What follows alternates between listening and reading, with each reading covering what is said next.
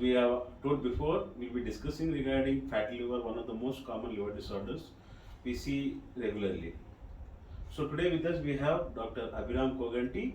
He is my fellow gastroenterologist and he is a gold medalist.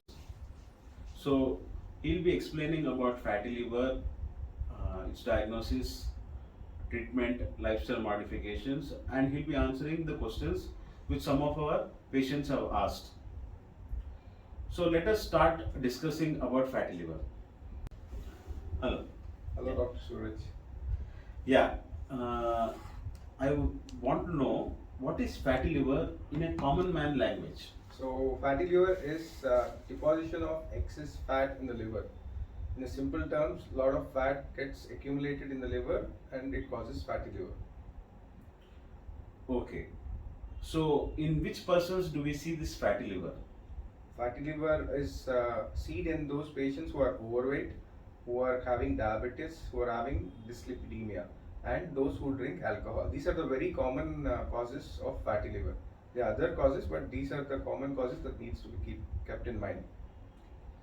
Some of my patients who are not obese, who are non-obese, and they don't have any risk factors, they have come with ultrasounds showing fatty liver. So, is there any explanation for it, or is it over-reported? There is definitely an explanation because a lot of other disorders also cause fatty liver other than alcohol and overweight or diabetes. There is a term called lean NASH or lean NAFLD. So in those patients who have less muscle mass, they are also at very risk of developing, despite their body weight being normal, they are also having the risk of developing fatty liver because of lack of muscle mass. And there are so many medications that cause fatty liver, and there are very rare disorders of inborn errors of metabolism that also cause fatty liver. Pregnancy also causes fatty liver. So there are many other causes as discussed of fatty liver. Okay.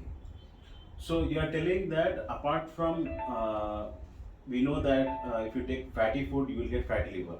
So you are telling if we take less protein also, we can get fatty liver. Yes, yes. So my next question is: we have seen many vegetarians also who are having fatty liver. Is there any reason why we see fatty liver in them? Is it because of their diet or any? It is about the diet. It is not about vegetarian or non-vegetarian. It is the diet where they take a lot of fatty food, oily food, fried food, and a lot of cholesterol foods that will disturb the metabolism and it causes increased accumulation. Yeah. See, many of my patients who are previously diagnosed with diabetes, long-standing diabetes patients, almost everybody on ultrasound scan or liver enzymes testing and all that, we see that they are having fatty liver changes. So, is there any relationship between diabetes and fatty liver? Yes, yes. Diabetes and fatty liver are directly related because of the insulin resistance and increased fat deposition and abnormal fat metabolism in the liver that is taking place due to diabetes. Okay. So, we know that now you have told us very excellently about the causes of fatty liver and who are risk prone people. So, most importantly, whenever the topic of liver comes, the topic of alcohol also comes. Yes, yes. So, does alcohol cause fatty liver, or fatty liver is seen only in non-alcoholics?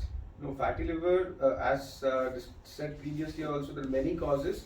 Predominant causes are diabetes, obesity, alcohol, dyslipidemia, that is derangement of lipid profile. Alcohol is the second most common cause of fatty liver. Okay. So, in alcoholic patients, we see fatty liver, right? Yes, yes. Okay. Okay. So, in India, is fatty liver common, or is it seen mostly in Western countries? Yeah, now it's an emerging disease in this part of the world. It was previously a predominant disease in the western part of the world because of the changing lifestyles and cultures and dietary habits has caused this to emerge until recently. The estimated population who are affected by fatty liver is around 20 to 40% in India. So that is a huge number. So, according to your stats, then we should be worrying about fatty liver, right? Yes, absolutely. We have to take care of fatty liver. So some people, like we see some people visiting other physicians or consultants and all that, and they might tell that fatty liver is not to be worried about. Okay, so what do you say? We need to worry about it, or we need not worry No, about we it? have to need not worry about it, but we need to take care about it before it progresses into a severe disease in the later part of life. Because fatty liver can progress into different grades and go to cirrhosis, and is also a risk factor for development of hepatocellular carcinoma. If we identify and take some precautionary lifestyle and diet changes and medications if necessary, it can be kept controlled. It is not just that you need to take it lightly. Fatty liver needs to be taken very strictly, and it needs to be treated when required. But we just need not leave it alone. At the same time, detection of fatty liver is not something very dangerous. It is very common right now, but when taken care of it, it can be kept under control. So what you are telling is, if patient is diagnosed with fatty liver, he need not be tense that he is Yes. having a serious condition, but at the same time he should be cautious that it is not progressing, right? Yes, yes, yes. Right.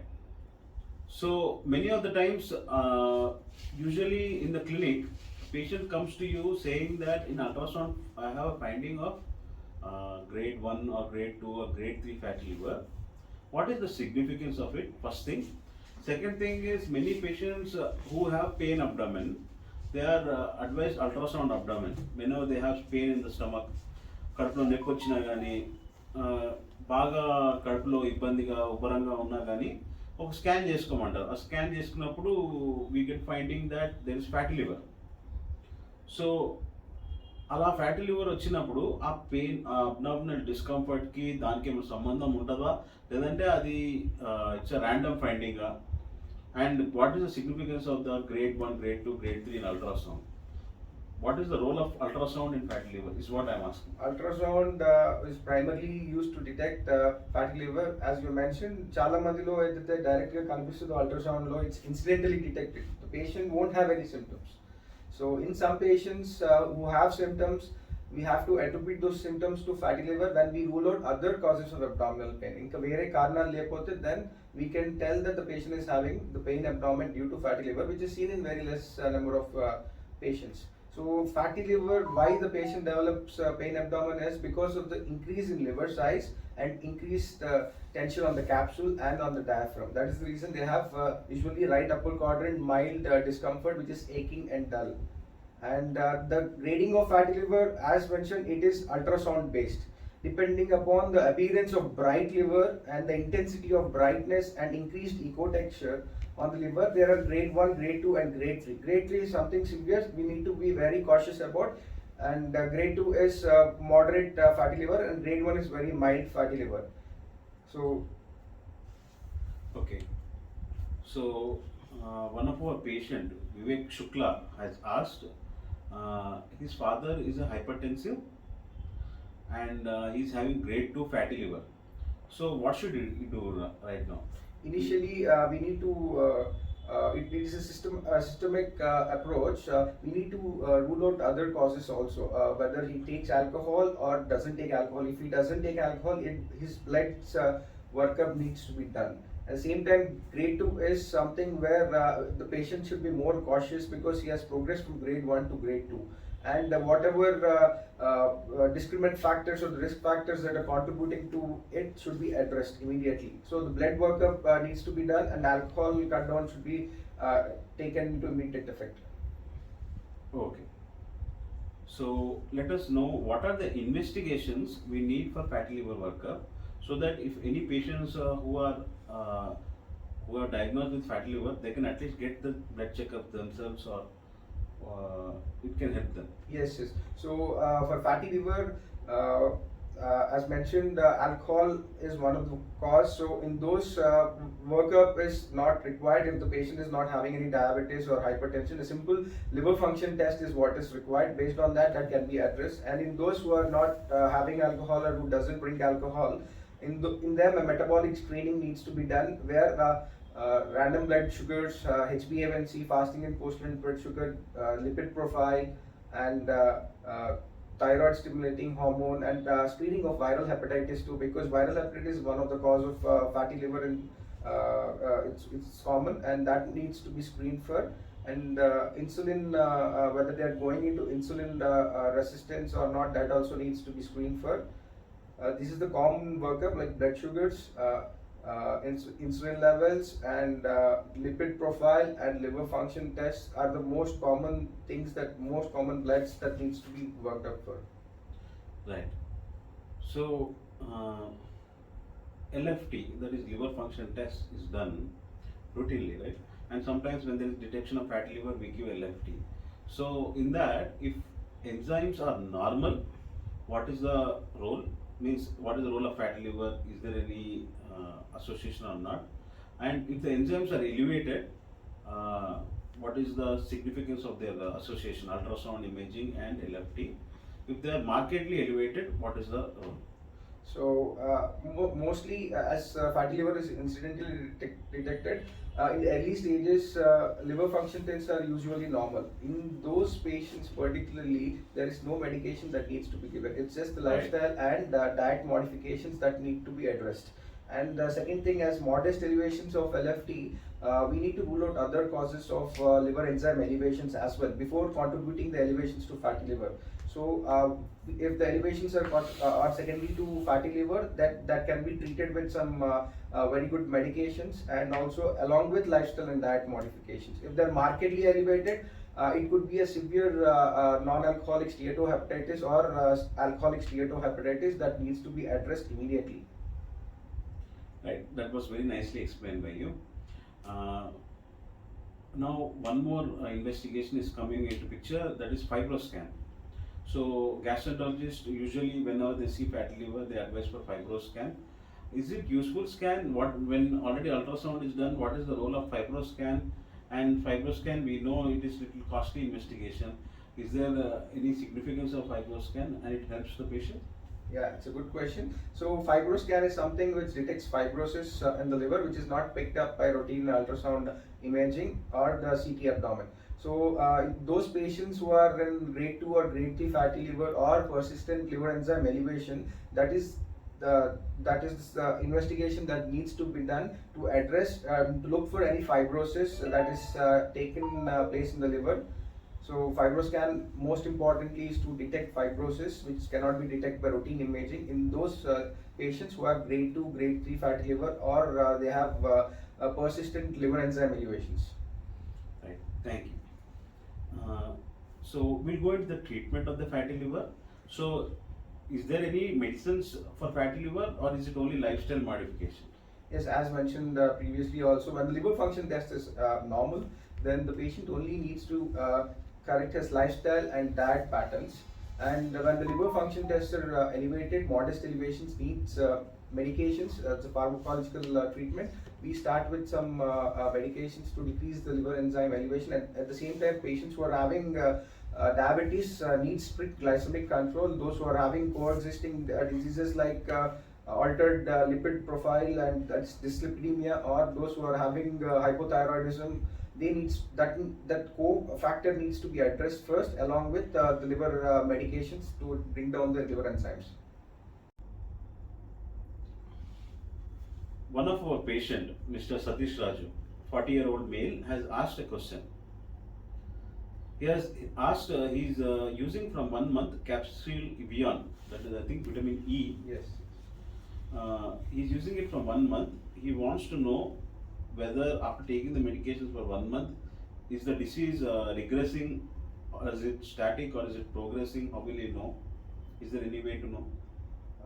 So if his LFT is normal, again Evion might not be necessary. It's more of a supportive medications for fatty liver, and it's not about the disease progression or static or regression. Evion, it's just a supportive medication. The disease progression can be prevented not by the medicine but by lifestyle and diet changes, as mentioned previously. And also, it is not routinely recommended to screen for regression or progression of disease after taking only capsule of vitamin E when the liver function test is normal.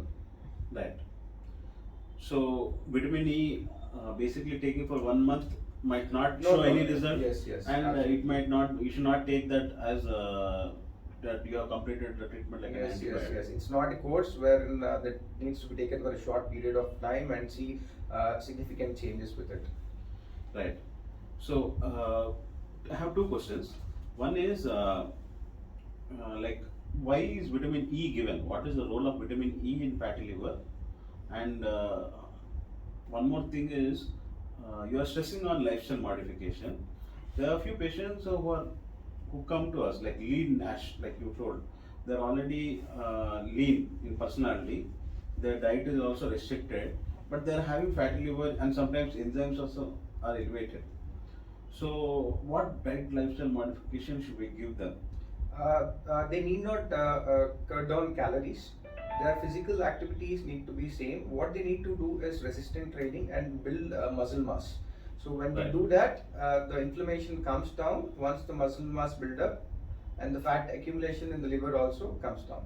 That is the best thing that they can do. Right. And role of vitamin E? Role of vitamin D decreases the oxidative stress in the liver hepatocytes, that the liver cells, and the reactive oxygen stress and all will come down. It has a lot of antioxidant properties. As mentioned, it is a supportive medication along with other medications that needs to be given for liver. Right. Jagan అది ఊపుతుంది. Stop. Mala start. What is the gist of Dr. Abhiram telling is, along with cutting down the fatty food, that is what we are discussing from before. Along with cutting down the fatty food, we also need to increase the protein content, muscle mass, by taking more protein content, and that is also a part of treatment of fatty liver, along with antioxidants. That could be medications or natural antioxidants. So coming to the further treatment and all that, so there are people who take Ayurvedic medicine and homeopathy medicine for fatty liver. Yeah. To make it simplified, I just want you to tell our viewers what lifestyle, like what exercises should they do. If you want to give them some target of exercises or something like that in a simplified way, so that they can understand and they can start it from tomorrow itself. Yes, so the most important dietary interventions or dietary modifications that needs to be done is to increase fiber intake and increase fluid intake. Same time, cutting down fried food and oily food and fatty food, which are very dangerous for fatty liver. Those needs to be cut down. Protein intake should be increased, and at the same time, most important thing is fiber intake. Fiber will bind the cholesterol and also decrease the cholesterol level. So increasing fiber intake, decreasing fat intake is as simple dietary intervention that needs to be done. And second thing, lifestyle is increasing in physical activity. And even in the diet, calorie restricted diet of 1500 calories in those who are grade 1 obesity, and 1200 calorie deficit diet in those who are having grade 2 or grade 3 obesity. At the same time, in lifestyle physical activity, 300 minutes per week, that is approximately 45 minutes a day for 6 days of moderate physical activities like simple jog or a brisk walk would be enough. And 150 minutes of heavy exercises like weightlifting and running can be done per a week. Either a moderate activity of 300 minutes per week, or heavy activity, physical activity for about 150 minutes per week is what is recommended for those patients who are having fatty liver, and also for those who want to prevent the development of fatty liver. And the third thing is in diet, I forgot to mention caffeine. Black coffee particularly has antioxidant effects and also anti-fibrotic effects that is very beneficial for the patients who are having fatty liver. 1 or 2 cups of black coffee per day, that is without milk and sugar, is what is recommended for those patients who have fatty liver. That intake will decrease the progression of fatty liver. Okay, that is very interesting. Right. Next, I wanted to ask you, what is the role of is there any role for Ayurvedic medicine or homeopathy medicine, or do you think there is a beneficial effects, or there is no effect on the fatty liver? It's a good question. So fatty liver, as mentioned, is a lifestyle disorder. It's a non-communicable disease. It's a lifestyle disorder. The role of medications is only there when there is significant hepatocyte inflammation. The role of complementary alternative medicine like Unani, homeopathy, Ayurveda doesn't actually benefit the patient. It is more of a preventive methods that needs to be done, like lifestyle and diet modification, rather than taking complementary alternative medicine. The role of allopathic medicine, that is vitamin E, other medications that needs to be given, is only given when there is significant inflammation on the liver. So there is definitely no role of Ayurvedic and Unani and homeopathic medicines in treating fatty liver. Right. So what you are telling is, if we have to prevent fatty liver, or if we have to start managing the fatty liver, simple exercise and simple diet Diet. changes are enough. No Yes. need of taking any medications Yes, apart yes. from any antioxidants. Yes, Right? yes, absolutely. Okay. That's it, viewers. I think we have discussed very nicely about fatty liver in a very simplified way explained by Dr. Abhinam. And together we have to fight this fatty liver. And we should see that the fatty liver should not be an emerging disease. India should not come into the map of fatty liver because we know that fatty liver patients can progress to cirrhosis. They might require liver transplantation. They might go into worse prognosis with encephalopathy, where patient might go into coma. Some patients might have blood vomitings and all that. And there are cases which have progressed to liver cancers also. So we have to fight this fatty liver, and we need you people also to cooperate by following the dietary and lifestyle modifications which we are explaining to you. Thank you.